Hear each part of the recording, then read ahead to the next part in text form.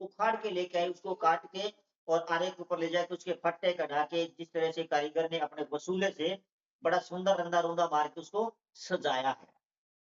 वचन 4 कहता है, लोग उसको सोने-चांदी से सजाते हैं, हैं हथौड़े से कील ठोक कर दृढ़ करते हैं। क्या लिखा वचन के अंदर कि एक जो मूर्ति काठ की है, उसको कहाँ से बनाया? वन में से किसी दरख्त को उठा के लेके आए, उसी को क्या किया फिर? लेके गए आरे के ऊपर, वहाँ उसके फट्टे कढ़ाए, बड़ा एक साँप तैयार कराया और साँप तैयार कराने के बाद में कारीगर ने वसूले से उसको बना के तैयार कर दिया। एंटर रंग-रूंग लगा के काठ को भी भगवान बना के आपको दे देते हैं, उसके लिए लिखा वचन। लोग उसको सोने-चांदी से सजाते हैं और हथौड़े से कील ठोक कर दृढ़ करते हैं। जो ज़्यादा विश्वास रखते हैं, वो सोने-चांदी पे बनवा लेते हैं और जो काठ की मूर्तियाँ लेके आते हैं, वो क्या करते हैं? हथौड़े से पीठ के ऊपर ठोक देते हैं अपने इष्ट को। इसमें लिखा हुआ है, वह हिल-डुल न सके, इसलिए इसको ठोक देते हैं कि उसके हाथ-पैर पीठ में लगा के ठोक दें कील से, हथौड़े से, ताकि वो हिल-डुल न सके। वे खराद कर ताड़ के पेड़ के समान गोल बनाई जाती है। खराद कर, आज का नहीं लिखा हुआ है ये वचन आज से 2700 साल पहले लिखा हुआ है। उस टाइम में भी कारीगर थे, जो खराद की दुकान पर जाके और इन मूर्तियों को तैयार करते थे। उनके विषय में लिखा है परमेश्वर के वचन में, वे खराद कर ताड़ के पेड़ के समान गोल बनाई जाती है, पर बोल नहीं सकती, उन्हें उठाए फिरना पड़ता है। किसके लिए कहा? कि उठाए फिरना पड़ता है, क्योंकि वे चल नहीं सकती। उनमें से मत डरो।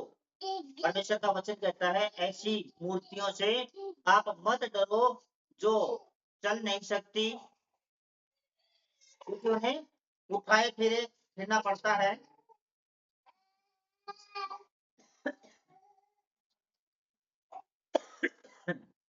क्योंकि न तो कुछ बुरा कर सकती है और न कुछ भला। अब मूर्तियों के बारे में हम नहीं कहते, वचन कहता है कि जिन मूर्तियों को कारीगर बनाता है, खराद पर लेके जाता है, गोल करता है, सब कुछ होता है, लेकिन वो क्या है? उसको हाथ में उठाए फिरने पड़ता है। न तो वो किसी का बुरा कर सकती है, न किसी का भला कर सकती है। हे यहोवा, तेरे नाम समान कोई नहीं है। तू महान है और तेरा नाम पराक्रम में बड़ा है। परमेश्वर का नाम बड़ा है और उसके समान कोई भी नहीं है। हे सब जातियों के राजा, तुझसे कौन न डरेगा, क्योंकि यह तेरे योग्य है। अन्य जातियों के सारे बुद्धिमानों में और उनके सारे राज्यों में तेरा समान कोई नहीं है, परंतु वे पशु शरीर के लिए मूर्ख हैं। मूर्तियों से क्या शिक्षा? परमेश्वर का वचन कहता है कि जिस मूर्ति को हमने बनाया उससे कोई फायदा नहीं है, क्योंकि परमेश्वर का वचन इस बात में कहता है कि वो निरे मूर्ख है। पशु शरीर के बताया परमेश्वर ने।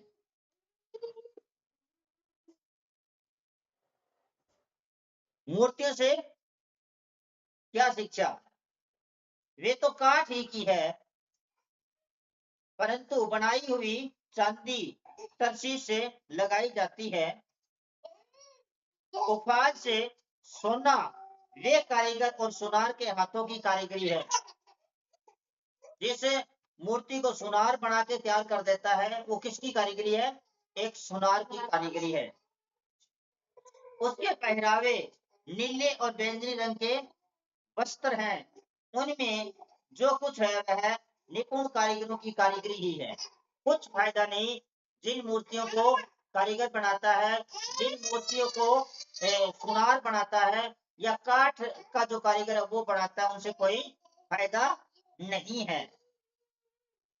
निपुण कारीगरी की सिर्फ कारीगरी है, परंतु यहोवा वास्तव में परमेश्वर है और जीवित परमेश्वर और सदा का राजा वही है। जो सृष्टि का मालिक है वो सदा का परमेश्वर है और वो सदा ही था और सदा ही रहेगा। जोरदार तारीफ करे परमेश्वर। उसके प्रकोप से पृथ्वी कांपती है, जाति जाति के लोग क्रोध को सह नहीं सकते। क्या परमेश्वर का क्रोध सह सकते हैं? एक परमेश्वर ने एक वचन कहता है कि आप जो भी करते हैं, चाहे सोने की मूर्ति बनाओ, हीरे की बनाओ, चांदी की बनाओ, वो क्या है? निपुण है, कुछ नहीं होता, ना तो उसमें फायदा है ना कोई नुकसान बताया। वचन कहता है कि वो एक निरे पशु सरीखे मूर्ख बताया, जो लोग उन पर विश्वास करते हैं उनके लिए। परमेश्वर और सदा का वह राजा वही है, उसके प्रकोप से पृथ्वी कांपती है और जाति जाति के लोग उसके क्रोध को सह नहीं सकते। क्या परमेश्वर का क्रोध कोई सह सकता है? नहीं सह सकता। जाति जाति, हर एक जाति पर जब परमेश्वर का क्रोध आता है तो उसको सह नहीं सकते। जिस तरह की परमेश्वर का क्रोध आया, आपने पीछे देखा, पंजाब में बाढ़ आई तो किसका क्रोध था? वो प्रभु का क्रोध था। जब परमेश्वर का क्रोध आता है तो उसको सह नहीं सकते। घर से बेघर करने वाला परमेश्वर है और टूटे दिलों को जोड़ने वाला भी परमेश्वर है। तो सबसे बड़ी बात यह है कि हमें किस पर भरोसा करना चाहिए? सृष्टि के मालिक पर, एक ही परमेश्वर पर, जो सदा सदा का जीवित परमेश्वर है। जोरदार तारीफ करें। आज जो हमने वचन परमेश्वर की तरफ से सुनाया, इस वचन में ऐसा ना हो कि परमेश्वर का वचन कहता है कि जो उन पर विश्वास करते हैं, जो अपने हाथ की बनाई हुई मूर्ति पर, वो किसके समान है? निरे मूर्ख हैं और पशु सरीखे हैं। परमेश्वर ने आपको पशु सरीखे इसलिए नहीं कहा, परमेश्वर ने इसलिए पशु सरीखे कहा है जो उन अपने हाथ की बनाई हुई कारीगरी पर विश्वास करते हैं। हमें उस परमेश्वर पर यकीन करना है जो परमेश्वर सृष्टि का कर्ता प्रभु है। उस पर जो विश्वास रखते हैं उसके लिए परमेश्वर ने कहा है कि परमेश्वर सदा का राजा वही है। उसका क्रोध, उसका प्रकोप से पृथ्वी कांपती है। जिसने पृथ्वी बनाई है वो कांपती है और जाति जाति के लोग क्रोध को सह नहीं सकते। वचन 10:11 में लिखा, तुम उनसे ये कहना, ये देवता जिन्होंने आकाश और पृथ्वी को नहीं बनाया। क्या आकाश को और पृथ्वी को देवता ने बनाया? वचन कहता है तुम उनसे ये कहना, ये देवता जिन्होंने आकाश और पृथ्वी को नहीं बनाया, वे पृथ्वी के ऊपर से और आकाश के नीचे से नष्ट हो जाएंगे। तारीफ करें जोरदार प्रभु की। क्या करेंगे? नष्ट हो जाएंगे। कौन से? जो देवता जिन्होंने न तो धरती बनाई, न आकाश बनाया, न पाताल बनाया। और अमर कौन रहेगा? वह जो परमेश्वर का वचन है, वो सदा सदा तक, युगों युगों तक का जीवित परमेश्वर है। वचन 12 में लिखा, उसी ने पृथ्वी को अपनी सामर्थ्य से बनाया, उसने जगत अपनी बुद्धि से स्थिर किया और आकाश को अपनी प्रवीणता से तान दिया है। जोरदार तारीफ करें परमेश्वर की। अब अगर हम ये बात कहें कि परमेश्वर कुछ नहीं कर सकता, तो एक बुद्धि परमेश्वर ने आपको और हमें दी है। हम एक छोटा सा घर बनाते हैं, तो उस घर के अंदर जब छत लगाते हैं तो बड़ी सपोर्ट देनी पड़ती है कि छत नीचे ना गिर जाए। किसकी बुद्धि है? हमारी बुद्धि है। और परमेश्वर की बुद्धि देखो, परमेश्वर ने इतने बड़े आसमान को तान के रखा है, क्या उसके अंदर लेंटर है या कोई सपोर्ट है? फिर भी वो नहीं गिरता। क्यों? क्योंकि परमेश्वर की बुद्धि जो है वो बहुत बड़ी है, उसकी जो ताकत है बहुत बड़ी है।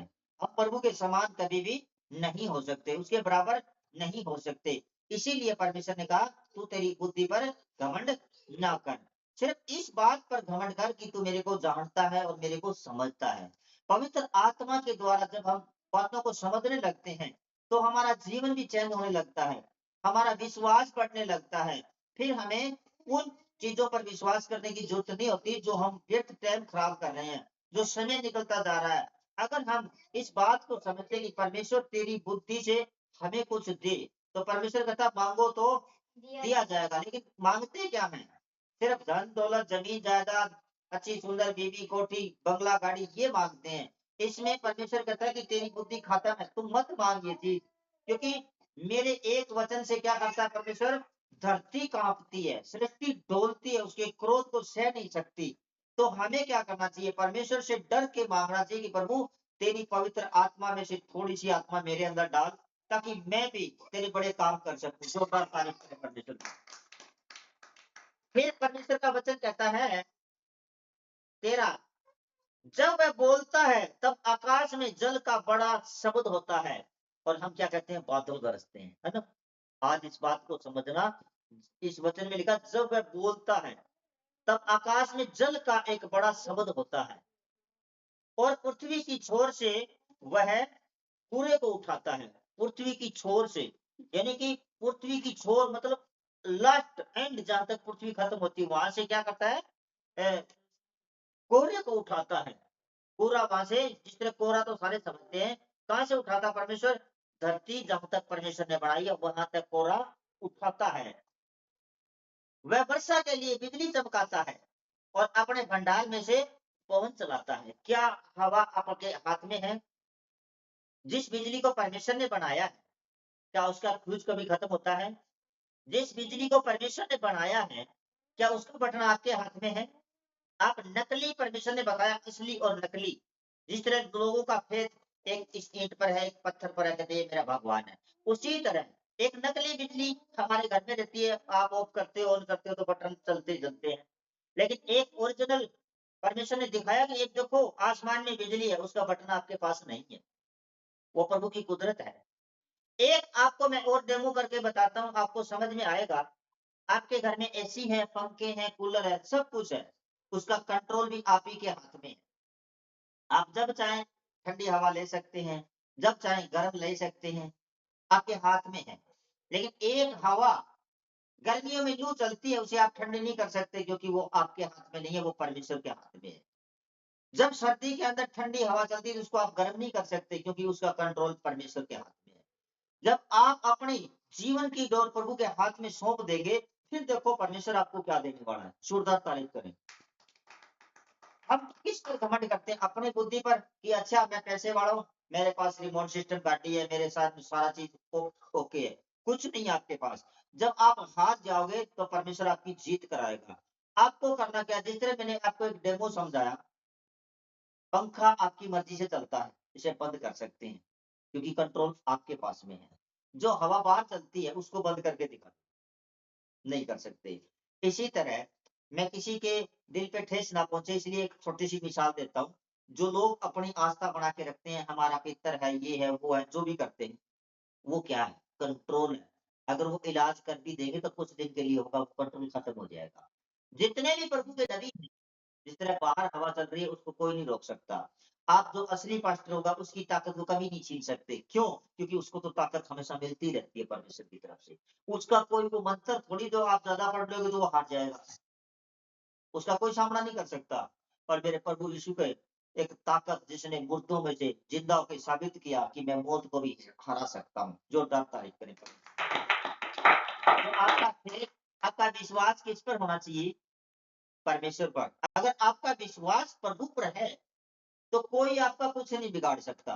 अगर आपका विश्वास किसी आम इंसान पर है या किसी पास्टर पर है तो आप हारोगे। पास्टर के द्वारा परमेश्वर काम कर सकता है। आप अपनी फाइल लेके सीधी जज के पास नहीं जा सकते। क्यों? क्योंकि जज आपको परमिशन नहीं देता कि आप उसके पास जाएं। उसके भी बीच में एक वकील होता है। इसी तरह अगर आप प्रभु से मिलना चाहते हैं, प्रभु को अपनी फाइल देना चाहते हैं, तो क्या करेंगे? आप एक पास्टर के पास में जाएंगे, उस अभिषेक दास के पास जाएंगे, जिसके द्वारा परमेश्वर बातें करता है। आप अपनी फाइल देंगे और अभी 2 संडे या 1 संडे के बाद प्रभु ने मेरे को दिखाया है और समझाया भी है। मैं आपको बताता हूँ, एक गुड न्यूज़ देता हूँ पहले से ही। अभी जब ये आगे 2 या 3 संडे के बाद या 25 दिसंबर के बाद हम एक मिसाल के तौर पर बताते हैं, जिस तरह की एक वकील होता है, अगर वो हारता ही रहता है, तो उसके लिए हम क्या करते हैं? दूसरे वकील के पास जाते हैं, बड़े वकील के पास। इसी तरह परमेश्वर ने बताया कि जो लोग तेरी चर्च में आते हैं, हारते ही जाते हैं, उनकी काम नहीं बढ़ रहे हैं, तो उनको क्या करना है?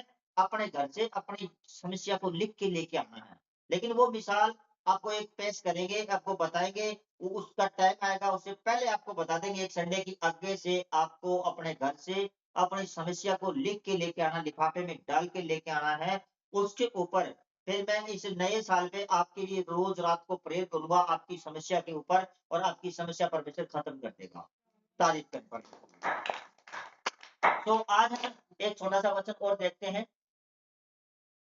जब वह बोलता है तब आकाश में जल का बड़ा शब्द होता है और पृथ्वी की छोर से वह पूरे को उठाता है और वह वर्षा के लिए बिजली भी चमकाता है और अपने भंडार में से पवन चलाता है। इसमें नहीं लिखा कि वो किसी से उधार लेके आता है पवन बहाने के लिए, हवा चलाने के लिए नहीं लिखा ना।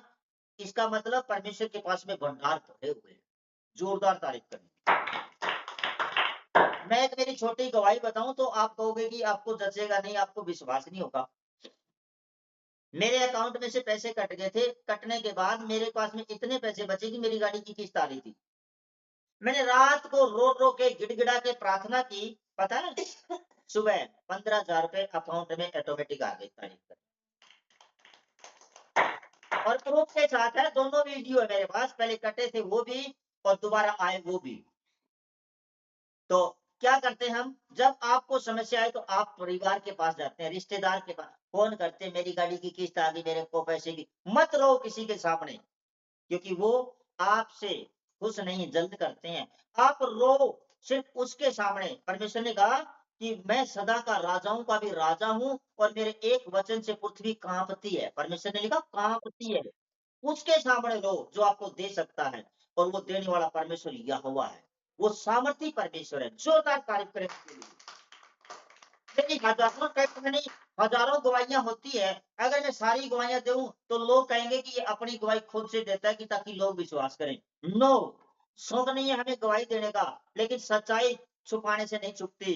मैं मेरे खुद की गरीबी भी आपको बताता हूँ और आज की जो अमीरी है वो भी बताता हूँ। जब भी आपको समस्या आए, जब भी कोई दिक्कत परेशानी आए, आपके किसी चीज की कमी घटी हो, आप प्रार्थना करें, वो पूर्ति कर देगा।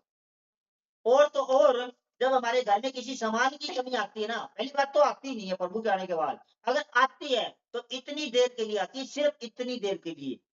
प्रार्थना करनी है और वो डिब्बे फुल हो जाते हैं तो खाली होते हैं। बैंक अकाउंट अगर खाली हो गया, प्रार्थना के लिए उसी दिन वो भर देगा परमेश्वर। लेकिन क्यों? क्योंकि आपका विश्वास एक पर ही होना चाहिए। अगर एक पर आपका विश्वास है तो प्रभु आज ही आपके खाते भरने वाला है, आज ही। क्योंकि ये देखो, जब वह बोलता है तब आकाश में जल का बड़ा शब्द होता है। परमेश्वर धीरे नहीं बोलता। आकाश से जब बोलता है तो जल का एक शब्द होता है और पृथ्वी की छोर से पूरे को उठाता है।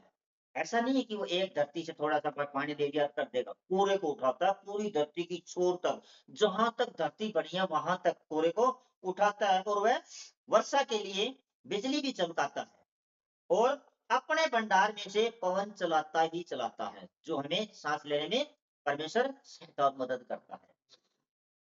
वचन 14 में लिखा, सब मनुष्य पशु सरीखे ज्ञान रहित हैं, उनकी खोदी हुई मूर्तों के कारण सब सुनारों की आस टूटती है।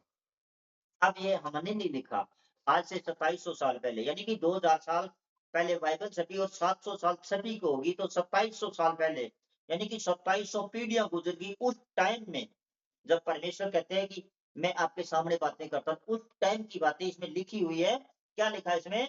सब मनुष्य, एक के लिए नहीं लिखा। पशु सरीखे जन रहित है, उनकी खोदी हुई मूर्तों के कारण सब सुनारों की आशा टूटती है, क्योंकि उनकी डाली हुई मूर्तें झूठी है और उनमें सांस सांस ही नहीं है। सुनार बनाता है उसको, बड़ी कारीगरी के साथ में बनाता है। रात को बनाता है, दिन में तो फिर उसमें मिलावट नहीं हो सकती। और उसके अंदर सुनार कहता है कि हमारी भी आस टूटती है, सुनारों की आशा टूटती है, क्योंकि उसकी ढाली हुई मूर्तें झूठी है। वो बनाता जरूर है, लेकिन उसके दिल में भी आता है यार ये बना तो दी, इसमें कुछ होने वाला तो है नहीं। सामने वाले ने पैसे दिए, हम बना के दे देंगे। अब ये फूल जितने भी दिखाई दे रहे सब नकली है कि नहीं? और देखने में कितने सुंदर लग रहे हैं।